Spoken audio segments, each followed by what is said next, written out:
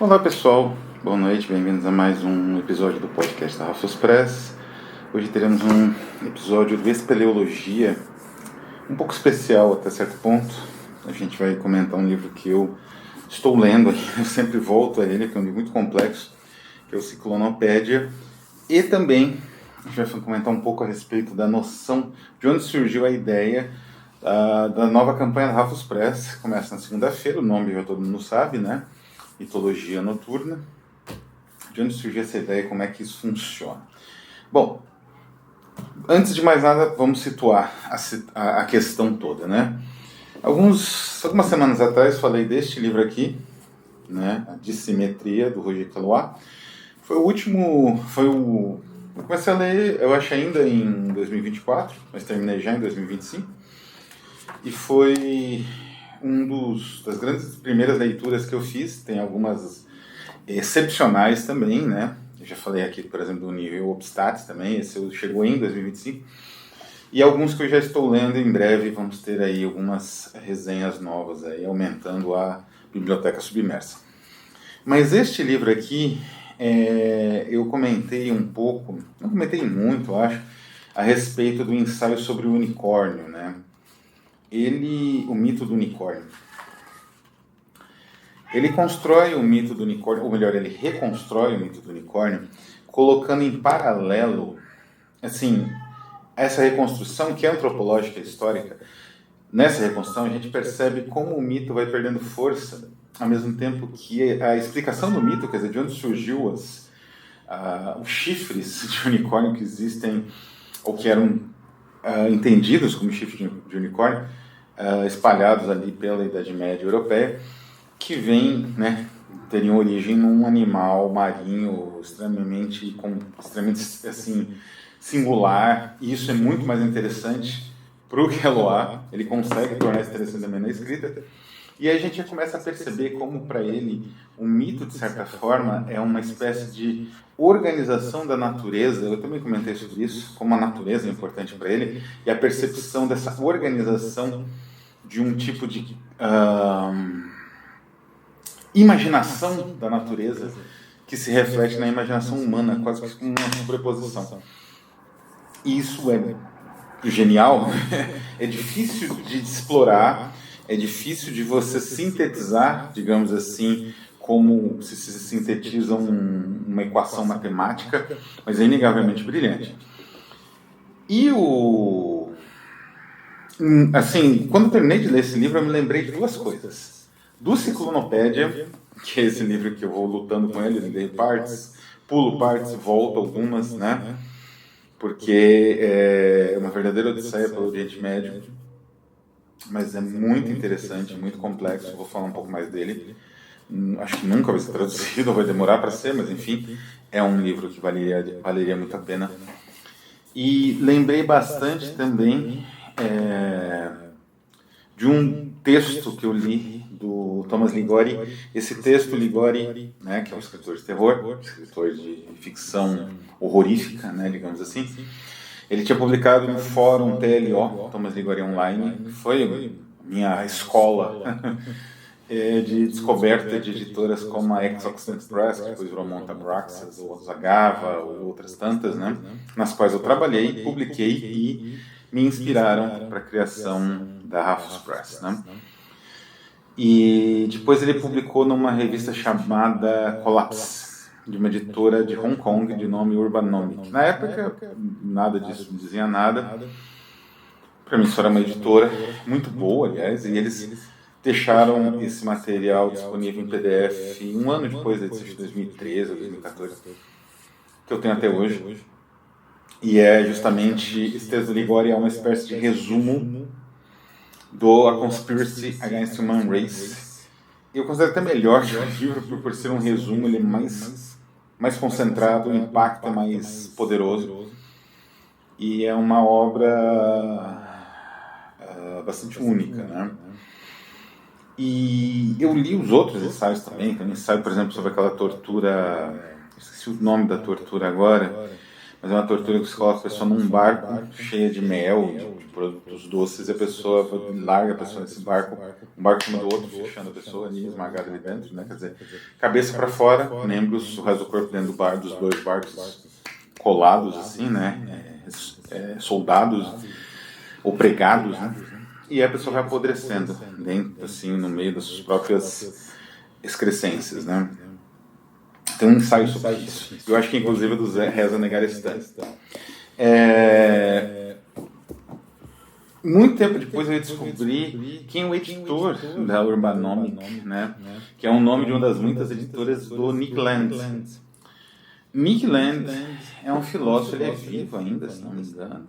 Diferente de um colega dele, que foi o Mark Fisher, já falecido. E ele montou um grupo de pesquisa na Universidade de Warwick, eu acho que é o grupo de pesquisa cibernética, CCRU, uma coisa assim, né? CCRU, acho que é a sigla. E esse grupo foi um puro caos, assim, até a própria universidade negou a existência de qualquer tipo de grupo desse porte lá dentro, no interior da universidade. E, enfim, eles desenvolveram algumas teorias muito interessantes. Atualmente o Nick Land ele é uma espécie de filósofo, se é que a gente pode chamar assim, ideólogo, talvez seja melhor, da extrema-direita, né? O pensamento dele fez digamos assim, entrou num processo de autofágico e deixou de ser pensamento, né? E ele, junto com os outros, né, o próprio Mark Fisher, que tomou um caminho, digamos assim, Cybernetic Culture Research Unit, CCRU, na Universidade de Warwick, né, CCRU. Procurem se quiserem conhecer um pouco do que esse pessoal fazia. Tinha interfaces com música, com artes visuais, etc. E o Mark Fisher foi para um caminho marxista, né, mais de teoria crítica. Então ele pegou algumas ideias dessa gama ampla de filósofos, Ed Plant, Nick Land, o Mark Fisher mesmo, aí entra Eugene Fecker, Reza Negarestani, e por aí vai. Então, e digamos assim, essa pletora, né, de autores em geral denominada aceleracionismo. E uma das ideias era essa visão da hiperstição, né? E isso me veio à mente lendo justamente o Keloa. Antes de eu falar da hiperstição, eu tenho que mencionar que no século XX, né, especialmente com a psicanálise, ainda no século XIX, a gente pode dizer, né, houve um esforço monumental, né, houve, na verdade, um combate, um choque de dois esforços. Um esforço lógico de matematização da realidade, representado pela filosofia lógica inglesa e alemã, especialmente, Karnak, não é? Eu ia mencionar um Wittgenstein, mas Wittgenstein está em outro nível, depois eu vou mencionar ele de novo. E Bertrand Russell, né? De um lado, e de outro uma visão, como que eu posso dizer, não uma retomada absoluta do mito, da mitologia como uma forma narrativa de explicação da realidade. A gente pode pensar no mito assim. Na nossa, digamos assim, os nossos ancestrais, eles não tinham como entender o que era um trovão, uma tempestade, um terremoto. Eles eram alvo, né, vítimas dessas catástrofes naturais ou desses movimentos naturais do planeta, do clima do planeta. E a resposta deles era narrativas que conseguissem controlar esses elementos. Elas não explicavam, elas de certa forma controlavam através de subterfúgios, de estratégias, a palavra mágica, o totem, o tabu, né? E assim foram surgindo os mitos. E assim foram surgindo as religiões mundiais, e assim foi surgindo, enfim, a filosofia e o pensamento humano, até chegar da ciência. É claro que não é uma linha reta, né? Frequentemente as tramas dessa linha vão se confundindo e às vezes a ciência está praticando algo ou tendo noções semelhantes a algo que aconteceu no Neolítico, no Paleolítico, né? Mas, voltando, esse a gente pode definir então como um mito, uma definição muito simples, sem entrar em nenhuma questão mais ampla, né? Uma espécie de narrativa com a qual o ser humano consegue um controle, na verdade, da realidade. Se esse controle é efetivo ou não, não cabe julgamento do analista, mas é para essa função que serve essa narrativa. E na filosofia, no início do século XX, não só na filosofia, né, a psicanálise, por exemplo, ela utiliza fortemente narrativas para tentar entender mecanismos muito complexos da mente humana e que, por serem da mente humana, você não consegue uma aproximação meramente matemática, né? Por isso tem esse povo aí, Pasternak, essa galera aí, né, que exige uma cientificidade da psicanálise, sem perceber que você está usando um mecanismo científico que é um mecanismo mítico, como não é rebatizado de complexo, né, um complexo de Édipo, exatamente uma narrativa que explica um determinado comportamento, ou melhor, um determinado processo do psiquismo extremamente complexo. Não é? Você explica isso através de uma narrativa decalcada da narrativa clássica da tragédia, né? Então, com a psicanálise, né, ela começou a ter influência em pensadores como Keloa, que era bem jovem, né, quando começou a psicanálise, ou um outro aqui que eu cito bastante, que é um pensador que para mim ocupa uma posição fundamental no desenvolvimento do pensamento humano no século XX, e do meu principalmente, que é o Bettele. O Bettele construiu uma sociedade secreta, não exatamente que ele acreditasse que aqueles rituais, sabe, ele não era um mago, estilo Aleister Crowley, não, Aleister Crowley, lá pelas tantas, ele queria juntar um grupo de magos para tentar derrubar o Hitler, e então fazendo magia, creio eu, mas, e outros também, né, tem algumas histórias assim. Não, Bataille não acreditava que os rituais que eles desenvolveram no grupo Acefal derrubariam o Hitler, combateriam os Panzers da Blitzkrieg. O que ele acreditava é que, construindo um processo de criação decalcado ou baseado, ou, digamos assim, estruturado a partir, né, das sociedades secretas do passado, seria possível perceber uma forma de articulação política que conseguisse, de certa forma, replicar, mas a partir de uma perspectiva otimista, ou otimista não diria, mas uma perspectiva politicamente justa, de uma política de esquerda, ou de justiça social, ou de justiça, ou de equalização, né, social, a partir disso, né, como se ele desarmasse a possibilidade, e da mesma forma, essa seita, né, que ele criou com a Acefal poderia mais ou menos dar um norte de uma análise para desarmar os elementos sedutores do irracionalismo nazista. Ou seja, era uma espécie de construção mítica, na prática, inclusive, quase fizeram um sacrifício humano, né, isso vem relatado aqui. Meu livro é um dos livros mais valiosos que eu tenho, que eu sempre consulto, né, na minha biblioteca. Mas é uma teoria crítica feita a partir de elementos racionais e míticos, não é? E aí a gente volta à hiperstição, né? O que é o livro do Reza Negarestani, que toca bastante nessa perspectiva? Inclusive a introdução, que é de uma filósofa, Robin McKay, é outro grande. O Robin McKay que organizou aquela edição que eu comentei com o Ligori, né, que eu tenho o Robin McKay organizador.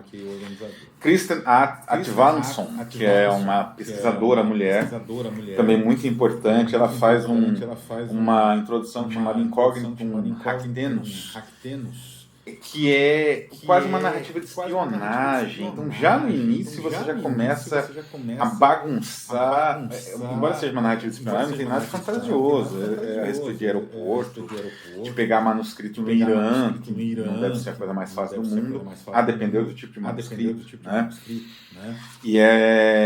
Então, já a partir daqui, você já tem uma visão e muitos símbolos, né? Muita análise, tentativas de análise de símbolos. Já a partir dessa introdução, você tem uma visão de confusão dos limites de realidade e ficção, que é um pouco que é a hiperstição. A hiperstição, ela inverte, né, o eixo entre realidade e ficção, os eixos usuais, né, que ligam esses dois campos, de uma tal forma que aparentemente a realidade, a ficção gera a realidade, não o contrário, não é? Então você constrói mitos sólidos, como a ciclonopédia, né? O petróleo, da maneira como ele compreende aqui. E esses mitos começam a ter uma certa ressonância no próprio real. Mais ou menos como naquele conto de Jorge Luis Borges, Plon Ukbar Orbis Tertius. Né? Quem não conhece esse conto, corra. Deve ter na internet, deve ter recitado pelo Borges no YouTube. Mas corra, leia, ouça. Né? É um conto de importância capital, né, para a compreensão do século XX e um pouco do século XXI também. Então ele faz isso, ele já começa com esse princípio de hiperstição, confundindo, até pelos nomes, né, realidade, ficção, não realidade. Então tem na verdade, o livro é um comentário de um outro livro escrito por um filósofo persa. Como que é o nome dele? Tem aqui mais ou menos. Reza Negarestani online, busca, não é bizarro como é que funciona. Eu esqueci o nome do filósofo, né? E aí os capítulos são muito engraçados: arqueologia bacteriana, insiders inframundo, exumações, partículas diabólicas, legião, máquinas de guerra, predadores e pragas, insurgências telúricas, zeródromo, na verdade, tempestades solares e eixo Terra-Sol, regiões que não aparecem nos mapas, espaços catalípticos, né? Enfim, e tem um glossário gigantesco também. O eixo Gog e Magog é o Parsani. O Parsani é o autor. Né? Então, já se percebe que é um livro onde é difícil entender o que é teorização, o que é ficção, a partir da teorização, uma certa ficção especulativa. É bem difícil, é bem complexo esse ponto. E é exatamente isso que o filósofo quer, o Negarestani. Ele quer essa confusão. É interessante que ele vai utilizar muitos recursos, assim, uma pletora de recursos diferentes para obter esse princípio meio obscuro para o leitor, né? Então vai ter teorização deleuziana, pós-deleuziana, bastante, né? Ele vai trabalhar bastante com algumas ideias de máquinas, né? Da mesma forma, aquela ideia do circuito, né? A máquina é um circuito de entrada e saída, né? Coisa entra e a coisa sai. Que é mais ou menos a ideia de máquina do Deleuze. Vai ter bastante aqui, não é? Ele vai ter uma visão, ele vai recuperar bastante o Lovecraft, é uma ideia de uma terra porosa. Tem umas imagens sensacionais nesse livro, que são imagens de terror mesmo, mas funcionam meio que como uma espécie de materialismo necrofágico, né? Então você tem umas imagens muito poderosas, mais para esse pensamento, essas abstrações em que a realidade parece que some em alguns momentos, né? Embora ela esteja bem ali. Ele está falando o tempo todo do Oriente Médio, da questão do petróleo. O petróleo, aliás, ele é quase uma entidade viva, porque tudo passa pelo petróleo, né? Tem essa visão. Filosoficamente é um livro muito complexo, né? E, como eu disse, é difícil até você ler, você tem que ler aos poucos, às vezes tentar conectar algumas leituras de algumas partes com a outras, né, como eu fiz aqui com essa parte do Lovecraft, que é a parte até meio mais ou menos no início. Eu conectei com a leitura do Keloá, né? E por aí vai. É necessário, é um livro que necessário paciência para você ter, que são justamente essa questão da escavação, máquinas escavando, né? Enfim. E o que isso conecta com as mitologias noturnas da nossa nova campanha? As mitologias noturnas são também, de certa forma, uma narrativa explicativa, não um gênero, não algo que você possa fechar, mas uma especulação, uma maneira de pensar novos caminhos, ou caminhos possíveis. Né? Acredito que é difícil achar um novo caminho, mas caminhos possíveis sim é possível encontrar. Para a literatura, para a reflexão literária, né? A partir justamente de textos que constroem mitos muito sombrios, que violam tabus universais ou estabelecidos, que subvertem, né? Elementos do senso comum, às vezes elementos literários que se tornaram do senso comum, como é o Fugere Urbem, né? O Urben, né? O Fuga das Cidades, da poesia Arcade, mas também da poesia latina, né? Que tem uma subversão sistemática em alguns autores. Vai ter no Jonathan Wood, também tem no Red Oliver, inclusive uma ironia em relação a outros tropos ali da poesia Arcade, né? Então esse tipo de reflexão eu trago com mitologia noturna. Não é nada tão epistemologicamente sofisticado como é a hiperstição, que depois vai ter uma aplicação política, né? Toda essa visão irracionalista, né? O Nick Land, do Musk, de Marte, como a nova fronteira, né? Coisa que às vezes é meio de filme. Tudo isso o Nick Land meio que pavimentou. Né? Depois ele vai desenvolver, como eu disse, ele vai sair do pensamento filosófico e ir para o campo da ideologia política, né? Digamos assim, dessas mistificações, né? Ideológicas. E nisso ele vai propor, né? Essa ultrapassagem da racionalidade, uma espécie de nova racionalidade obscura, sombria. Não. A mitologia noturna não vai nesse caminho. Mas a gente tenta entender o funcionamento desses mitos muito pessoais, né? E principalmente tenta compreender com Keloah como que muitas vezes existe uma espécie de sincronia entre a percepção que temos do universo e o próprio universo. A percepção que temos às vezes espantada, às vezes apavorada, e esse mesmo universo. É aí que acho que surgem, né? Surgiram no passado os grandes seres, as grandes criaturas, né? O bestiário de deuses e monstros surgiu exatamente da percepção dessa conjunção possível, né? Então, a ideia é captar novamente isso em outras obras literárias que vamos ter aí na nossa nova campanha. Então é isso, pessoal. Espero que tenham compreendido, pelo menos o mínimo. Espero que tenham gostado. Colaborem, né, com a nossa campanha recorrente no Catarse do Recife, desses vídeos, para poder comprar livros como esse, que não existem no Brasil, difícil de ser traduzido, difícil até de encontrar na própria internet em francês. E em breve teremos uma nova campanha. Fiquem atentos. Um abraço e até a próxima.